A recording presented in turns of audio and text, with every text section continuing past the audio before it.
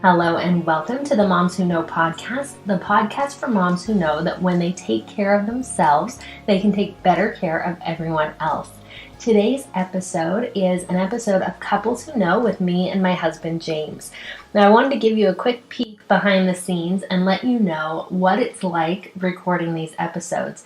So, because James works a normal, typical 9-to-5 type job, he's home in the evenings and on the weekends, so we have to carve out time usually when our kids are home to record. So that's our first obstacle.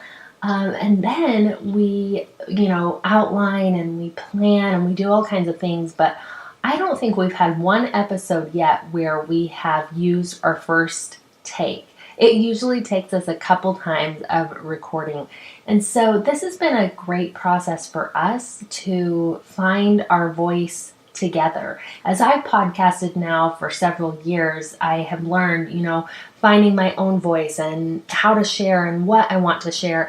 And now we're going through that process as a couple.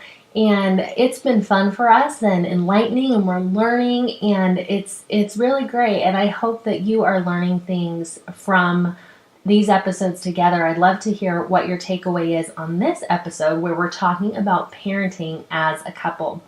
One other thing that I realize is I know we can sound very idealistic and like things are all roses over here. We, like every couple, have things that we have to work through, and we try to be realistic and real with you about how those look for us. We have been really fortunate and blessed that our marriage has been pretty smooth and pretty easy, but we are working on letting you see kind of what is a challenge for us, and we talk about some of those things in this episode. So let me know what you think, what stands out to you. Tell me on Instagram or on Facebook at Moms Who Know Podcast, and I hope you enjoy the show. Hello and welcome to the Moms Who Know podcast. I'm your host, Chanel Nielsen, and I'm here with James for this episode of Couples Who Know. Hello, everyone.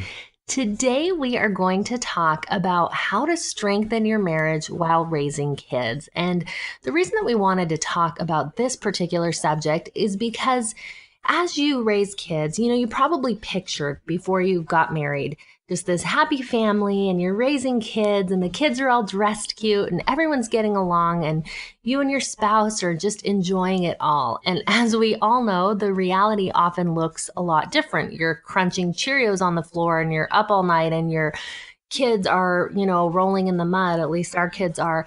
And it can just be so stressful. The stresses of parenting can affect your marriage. And we wanted to talk about, some of the things that we feel like are important in marriage as you're on this greatest adventure together of raising kids. So we had 3 things that we wanted to talk about. And the first one is keeping your marriage strong, because a healthy marriage is really good for your kids. So James, talk to us a little bit about that one.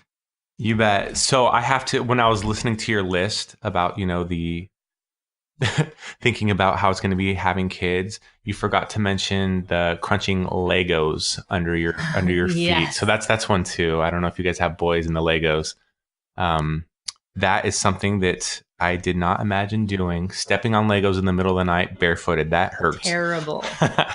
No, but to your question, how it affects our kids, I've really picked up on that when things aren't going well with you, with your spouse, you're much more likely to have trouble with the kids. If it's not going well, it's just you're in a bad mood, and it totally just trickles down to the kids, and it's just not good. That's how it is for me. So I feel strongly that your kids are really going to learn about relationships from watching mom and dad. So I think it's super important that mom and dad are treating each other well, that they're respectful, of course.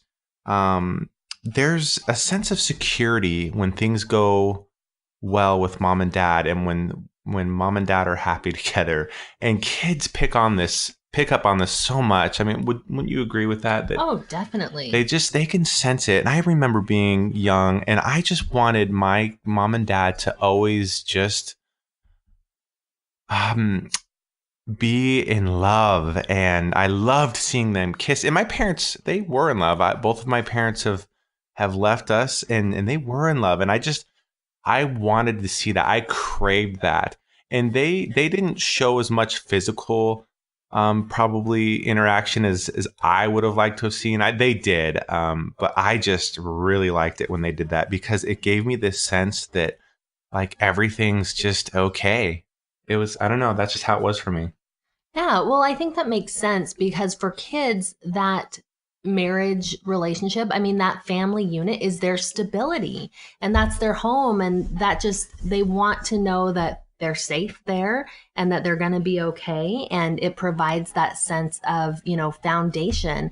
And to your earlier point of, when the marriage relationship is not as good, the relationship with the kids isn't as good. I think sometimes we don't think about that. It's easy to feel like, well, I'm not getting along with my spouse, so I'm going to just pour all my energy into my kids. And I think that in reality, it's really hard to separate. If you're having a hard time in one area of your life, in one most important relationship, then it's really hard to give your all in your other relationship. So if you're struggling in your marriage, it's hard to give your all to your kids because there's this unhappiness there and there's this struggle. And so I think that sometimes it can be easy to think like, okay, well, I'm going to work really hard on my relationship with my kids because my relationship with my spouse isn't good, and forget that building that relationship with your spouse actually affects and helps your relationship with your kids. Does that make sense? I think that's so true. It's so important to take that time to nourish your relationship because yes, time invested in your kids is well spent. Absolutely. But kids can tell when you overcompensate when something's not right with their mother or their father.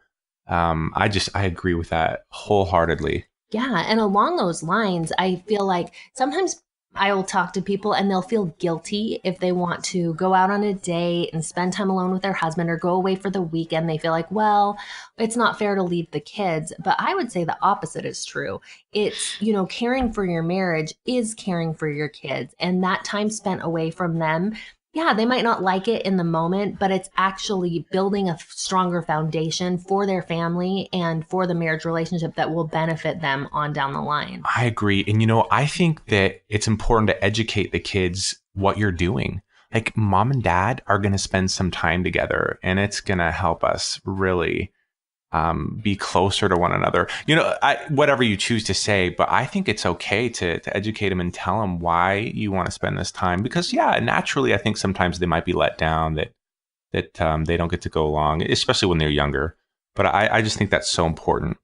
And on the flip side of that, spending time with them is so important. And here's something that I've learned, and it's just done wonders for our family, at least in my mind, I think it has. When I spend time with the kids, I always try to look for opportunities to tell them about how I feel about Chanel, about their mom. And so, it has to come naturally. I mean, just things will come up, but if it's in the back of your mind, it'll come. I'll just give you an example. We'll just be driving and they might ask, what's for dinner? Do I know what's for dinner? And we might be coming home from an activity and I'll be like, oh my gosh, I don't know, but I know mom's going to make us something so good. We are so lucky to have someone that loves us so much like mom, and that she'll make us dinner and it's going to be so yummy. Just something simple. Just pointing out your appreciation for your spouse in front of your kids. Try it. It will do marvelous things for your marriage and for your relationship with your kids. Yeah, I love that. I think that that's something that we've both really tried to do. And, along with that dinner example, sometimes we'll be sitting at dinner, and if I've happened to make something that the kids like, they'll say, oh, I love this. This is so good. Thank you, Mom. And I will try to turn it to James and tell Dad thank you, because he earned the money for, he earned the money so that we could have the food to put on the table, and they'll thank him too. just letting them know we're in this together as parents. It's not a one person show. We're doing this together. And then, okay, so that kind of leads to our next point, which is to present a united front. And talk to us about what that means a little bit. Yeah, I was thinking about our last podcast or a couple ago about budgeting, how we talked about, we don't want to make one spouse the bad guy or like the banker, right? Oh, like, can I buy this? You're not asking the person, you talk together and you both have the same amount of responsibility. And it's the same thing with parenting. The good cop, bad cop thing just does not work. Because I've tried it. I know. And it's not fair. It's not fair to, oh, mom didn't let you do that. Or, you just can't do that. It sends such a mixed message to your kids and they'll play on that. And it's destructive. So I would say it's really, really important to do your best for, for you dads out there, that if you're listening, for me, naturally, I just want to give my kids, and moms do too, of course. But moms, man, they're tough. They know that the kids can't get away with it, and the kids know that too. I think that's that way in our family, but I think some families it's reversed. Reversed. It probably is. Anyway, I just my inclination is to just give in. And it's important, especially with the treats, right? It's so hard. I don't know. I have a sweet tooth, so I just want to give in. And, I know Chanel's feeling on that, especially before dinner. And if they're going to ask me, I need to make sure I'm supporting my wife because I know how she feels. And of course, it's the right thing to do. We're not going to eat a bunch of sugary treats before dinner. That's just one example. So I think that if you can get away from the good cop, bad cop thing and really support one another, your kids will just know it. It'll set a better tone in the house so they're not going to mom for one thing, dad for the other. Or because kids still do it, right? I did it as a kid, right? If mom says no, I'm going to go to dad. Yeah, you kind of know who you can get away with more. And I noticed there was a time in our family when our kids would do their kid or their Saturday morning cleanup and they didn't want to ask me to check it. They wanted to ask you to check it because they thought you were going to go easier on them. And then, we kind of discussed it, worked it out, and now the standard is the same. And so it doesn't really matter who they ask. They need to get it done right. And so that's been really helpful because kids will go to whatever's easier, whatever they're going to think, wherever they think they're going to get their way. And so one of the things that we say in our family and we try to live is mom and dad are the same. And what that means is, if dad said no about something, then it's a no from mom too. You can't play one parent against the other and try to get a different answer from each parent. We're the same. And that goes another way too. So I'll share an example. Recently, our son got in trouble and it had been a lot leading up to this. He had been actively ignoring for a long time. And I had asked him to come and do something and he just was ignoring. And so I started watching the clock and he still wasn't coming. And so I decided that every minute that he didn't come was a day that he was going to have his phone taken away. We'd also been having issues with electronics. So that is a harsh consequence, I realize. But a lot had built up to that. So James, tell your feelings about that. When I heard that one, I was like, oh my goodness, are you serious? So he lost his phone for what, 22 days because he was 22 minutes late in handing it in. So I was like, wow, that is pretty harsh.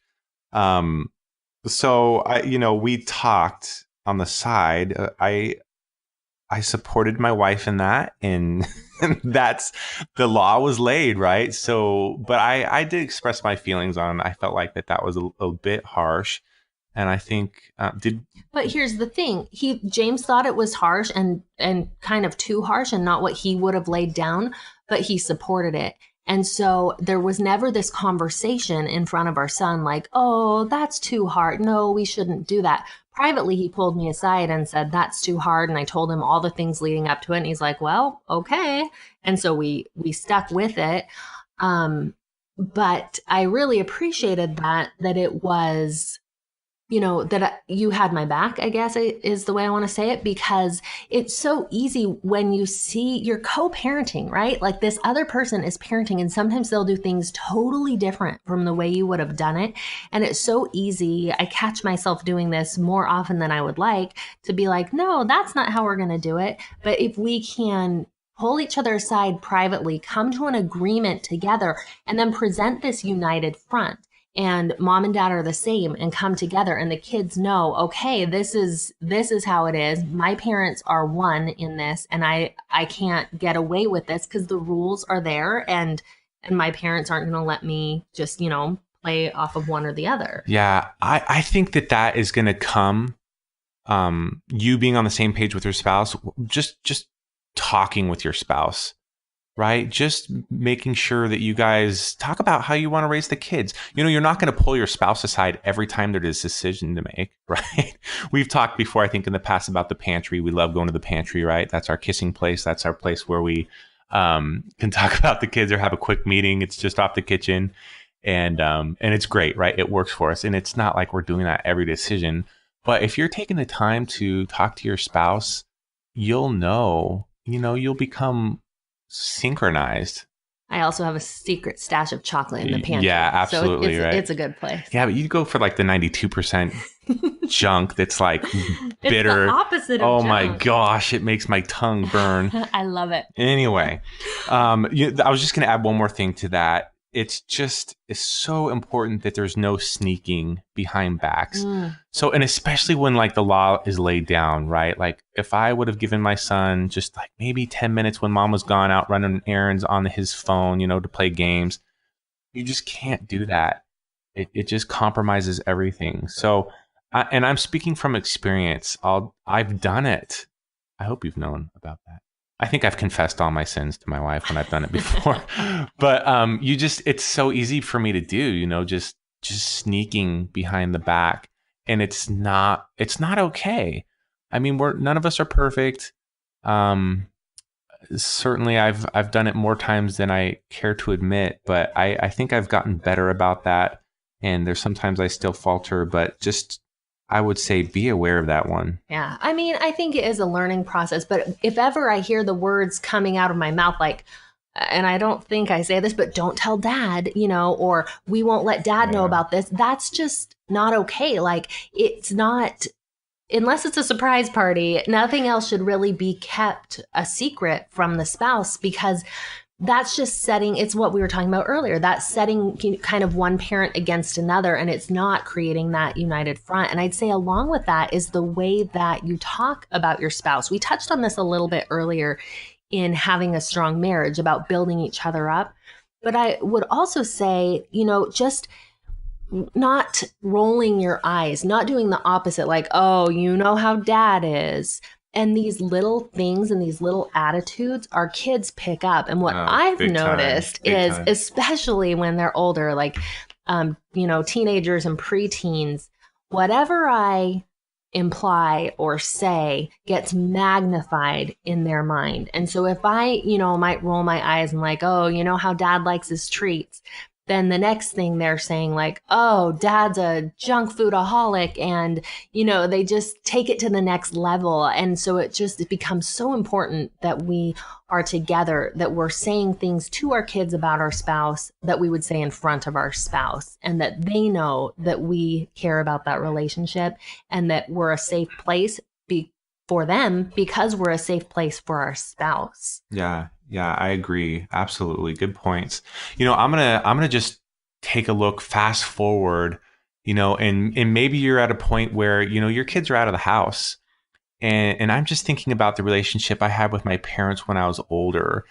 Because they were united when I was younger, I wanted so much to continue to do the things that made them happy. And so we would have conversations when I was older about our kids, or just accomplishments or things to share. Building this foundation with your kids now will pay dividends in the future. And maybe you didn't have that growing up with your kids, or maybe it was a little rocky. And I'm just thinking ahead in the future. I think that you could still go back and present you the united front. I'm just saying, I think that that's possible to do even at an older age. You know, we're not there yet. Our parents are, excuse me, we're still parenting these kids. They're at home, but I would hope in the future that this is going to lead to positive reinforcements for my kids when they are parenting to their kids. I hope it will. Yeah, for sure. Okay, the last point that we wanted to talk about is having fun. And what I mean by that is, how do you keep from going crazy? Because like all the hard things, and we can, I listed some in the beginning, we can think of so many that are difficult days in parenting, and some are silly like Legos and Cheerios, and some are, a lot deeper and harder, things that I see parents dealing with, like addictions and teen pregnancy and all these. I mean, there are some hard things. So James, talk to us about having fun, keeping it light between the spouses when it's hard with the kids. Yeah, when you were talking about that, I was just thinking about a time where we were not having fun, like zero fun. We were in this mode. It was a while back where we just felt like, okay, we are saving money. We had all these big plans for the future, and that's exciting to us. But like, we are not spending a dime. We are just gonna. I don't think we mentally or physically said out loud, like, we are not going to have fun. We didn't say that, but just that was. But as far as like the budget, there was no budgeted money for fun. It was just what's practical and what's the least we can spend. And I think, yeah. And so there was just a point where, I don't know if it was you or I, Chanel, that just said, we're not having fun. Like, it's not fun. And the kids picked up on it, and it was just not fun. And Chanel and I counseled together and said, we really need to have some fun. And we would do some things, I think, on the side, some free things. But that year we decided with the kids, like, we are going to get Knott's Berry Farm season passes. Like, this is going to be the fun thing that we do. And we involved the kids with it and how we were going to do it. And we had a blast. That was a really fun time for us.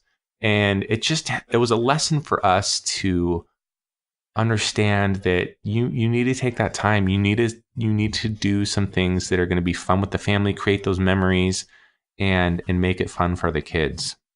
Yeah. Okay. So I think that's totally one part of it, is having fun with the kids and just enjoying your time spent with them.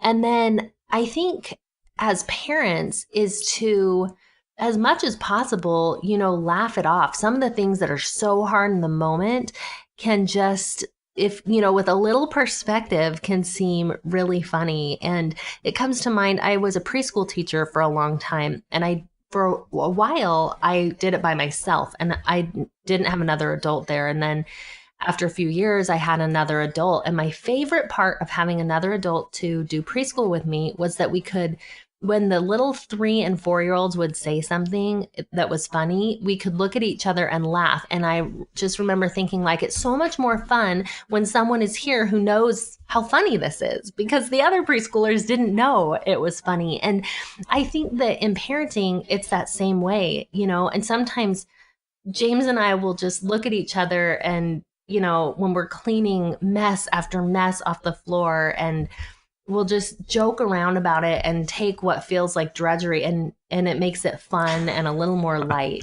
You got to tell them about our song. Okay, so our son made up a song. Should I sing it? Well, just tell him how it happened, washing his hands. Okay, so he made up a song about washing his hands, and it goes, why? Yeah, you got to sing it for sure. Why do we wash our hands? Why do we wash our hands? So very intricate song. And that's how it went. And he would just sing it all the time about washing his hands. Well, he would sing it because he didn't want to, right? We'd say, go wash your hands, and be like, oh, why? And he would sing so this he'd be like, song. why do I have to wash my hands? Or something. Why do we have to wash our hands? It was funny. So anyway, we have altered the words, and we have our own version to this song, which goes, why do we have 5 kids? And our kids don't know about our secret version of the song. But when it's crazy madness, and, the kids are fighting, and there's messes and there's screaming. We have, with all our boys, there's loud screaming and running and stuff all the time. And when that happens, sometimes James and I look at each other and we say, why? And we sing it to each other, and it just makes us laugh because, we're just saying, okay, this is craziness, but we're in it together, and it just makes it a little more fun and a little lighthearted. And anything you can do in your relationship to make it silly, because parenting is serious business, and we realize like our kids' lives are at stake here, and it's so important. But if you can make it silly and have fun in the process, it just makes everything so much better if you can laugh. I agree 100%. And I'm so grateful that Chanel has such a good sense of humor. And when she's cleaning up some grody stuff, she can laugh it off. And that just helps put me in a better mood. And I just really appreciate it. Yeah, it does help. And it makes it much more fun. We enjoy that, it just makes it the hard stuff more fun. So smile when you can. Marjorie Hinckley said something, I'm going to paraphrase her quote, but she said something about you can laugh or you can cry. And I'd rather laugh because crying gives me a headache. And I love that quote. It's so true, because that's the same with parenting. You can laugh or you can cry, but you might as well laugh. So I hope that as you guys are parenting together, that your marriage still remains a priority. The kids are an awesome bonus to this marriage and this family that you've created. But when you keep your marriage strong, that is going to last well beyond after the kids leave the home. And the little things that you do to build your marriage not only benefit the two of you, but they benefit your kids also. So we hope this has been helpful for you, and thank you so much for joining us on Moms Who Know.